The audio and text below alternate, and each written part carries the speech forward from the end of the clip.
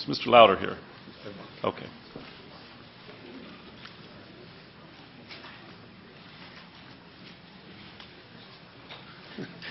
I was just in the process of writing my speech when you called my name. I apologize.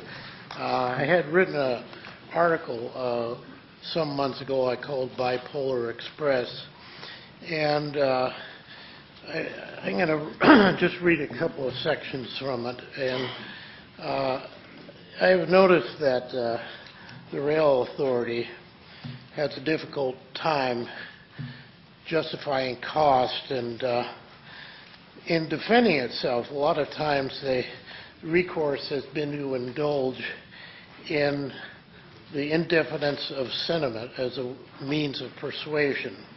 The strategy is to use trite, shallow sound bites such as progress is the future and for the greater good in lieu of substance. Such authoritative sounding but insupportable certitudes are meant to quiet skeptical inquiry, the implication being that anyone in opposition must be whining naysayers to progress and all that is good, noble, and patriotic. But you say it is the future, but no one knows what the future will look like any more than anyone could have predicted some 30 years ago, the full and continuing impact of the Internet.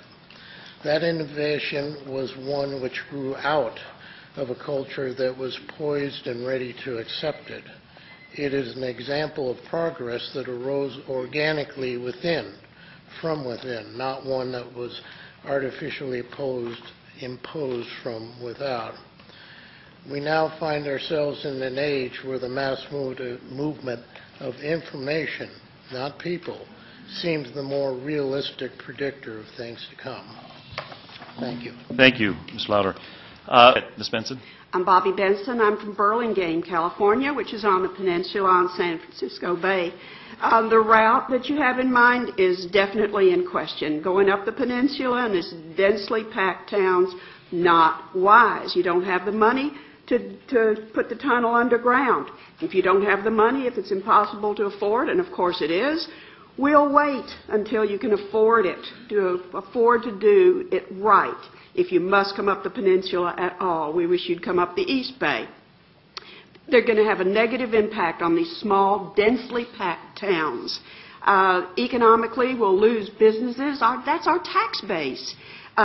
Socially, it's going to ruin our downtown revitalization plans in these towns. Socially, it'll widen the gap of the tracks. 120 feet will cut out our trees. It'll ruin it if you're going at grade, absolutely ruin our small towns. Every single one of them will feel a devastating impact. And security-wise, densely packed areas, schools, too close to our local traffic. It is not a wise decision to come up the peninsula. We'll go to San Francisco. We'll go to San Jose. Please, fellas, don't come up the peninsula. Thank you. Thank you. Thank you, members of the board. First, I'd like to compliment you on your lovely image up there. Unfortunately, as human beings, we'll never be able to see it quite from that angle because we don't fly. It'd be nice if you showed this project from the ground up. I've traveled here as part of a group called highspeedboondoggle.com. That's www.highspeedboondoggle.com. But I'm here today to speak to you and Governor Brown as a Democrat. As a Democrat, I believe in providing good public transit options and a great deal of other ideals. But I've analyzed this project in a myriad of ways, and with each analysis, I conclude that I can't, as a good Democrat, condone this project. It creates jobs by sacrificing others. It builds new infrastructure while neglecting existing infrastructure. And it siphons critical education funds and transfers it to a transit system that has yet to prove its necessity. So, members of the board, Governor Brown, the question is, what devastating impacts will this project bring to California? But also, what impact will it have on the Democratic Party? Thank you very much. Thank you. Ms. Paff, followed by Mr. Tete Crocker. Hello, I'm Jennifer Foss. I'm from Burlingame. I agree with actually most all of the comments that have come before me, so I'm not going to repeat them, but I do think this is, it's simply fiscally irresponsible when we have so many other needs. And I can talk about needs in our community, but there are many others that are hurting a lot more. Regarding the Segway, that's the acronym for the Simidian-Gordon-Eschew proposal, or Eschew-Gordon proposal, that considers a two-track blended system until it, and if would be necessary to go to the 4. We're not really comfortable with that, and I hate to see the press reports saying that we are. We don't feel any better about that, at least I don't. I think that leaves open a lot of problems, continues to leave open problems. It didn't address the EIR that's never been completed, has not really addressed the ridership that's still in question. There's still, when this was brought up in the first place, and I was well aware of it, it was meant to be a starting point. It wasn't an end point. It was a starting point for discussion, and it hasn't been well fleshed out. And I think to take that now and say we're okay with that, we're feeling better, I can tell you we're not feeling better at all. And I hope you consider that as we go on. Let's see if I had anything else. I think I'm not going to waste any more time. I basically just want to make sure you know that. Thank you. Thank you, ma'am. Tete Crocker. I'm a co-founder of High Speed Boondoggle. I'm a registered and independent, and I'm not happy to be here. In what universe does it make financial sense to stick with something where the increasing costs have outstripped the increase in funding by 20 to 1? And that doesn't include the finance costs. I can only conclude it is a universe where the final dollar amount doesn't matter. A universe where returning the federal dollars doesn't matter. What matters is getting the shovels in the ground. When I voted for high-speed rail, and I did, I read the bond measure and it read like a feasibility study. The State Senate's June 2008 report on high-speed rail made it clear to the voters this project would not be a conventional pay-as-you-go infrastructure project. Now I'm hearing otherwise. If high-speed rail couldn't be built as promised, it wouldn't be built. The board seems to think a yes vote gave them a mandate from God to build high-speed rail no matter what. And apparently our legislators do too. It's clear to me that both the board and our legislators have lost all touch with reality.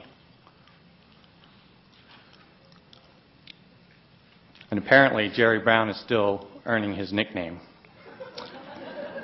This is not what I voted for.